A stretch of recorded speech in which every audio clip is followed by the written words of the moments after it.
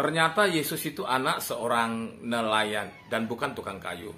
Salam jumpa lagi bersama saya dalam Kristen Menjawab.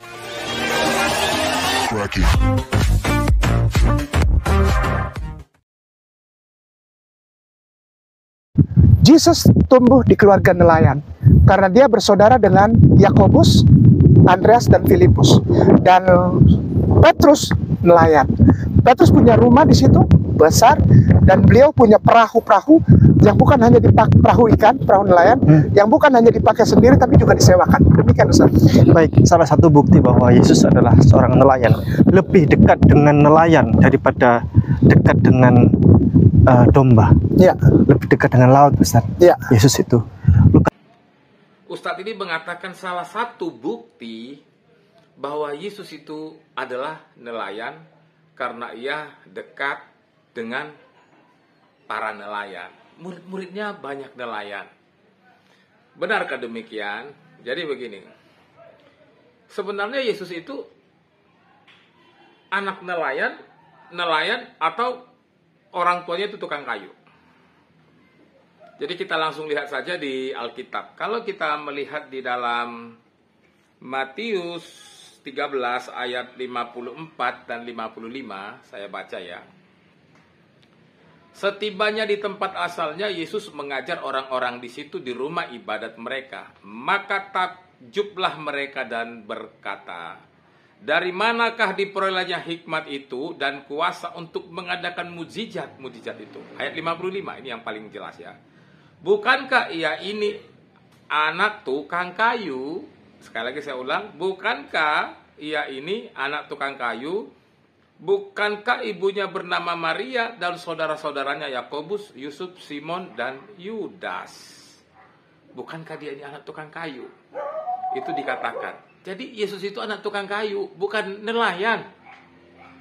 Jadi bukan karena Yesus sering mengajar di pinggir pantai, bukan karena Yesus sering bersama dengan murid-muridnya yang notabene-nya beberapa di antaranya nelayan seperti Simon Petrus dan saudaranya. Bukan berarti Yesus itu adalah seorang nelayan.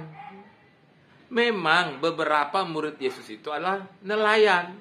Muridnya yang nelayan, bukan Yesusnya yang nelayan. Jadi harus dibedakan ya. Saya misalnya berteman dengan pedagang bukan berarti saya pedagang.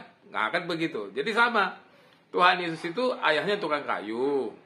Dia banyak membantu kehidupan. Dia banyak bersama-sama dengan orang tuanya.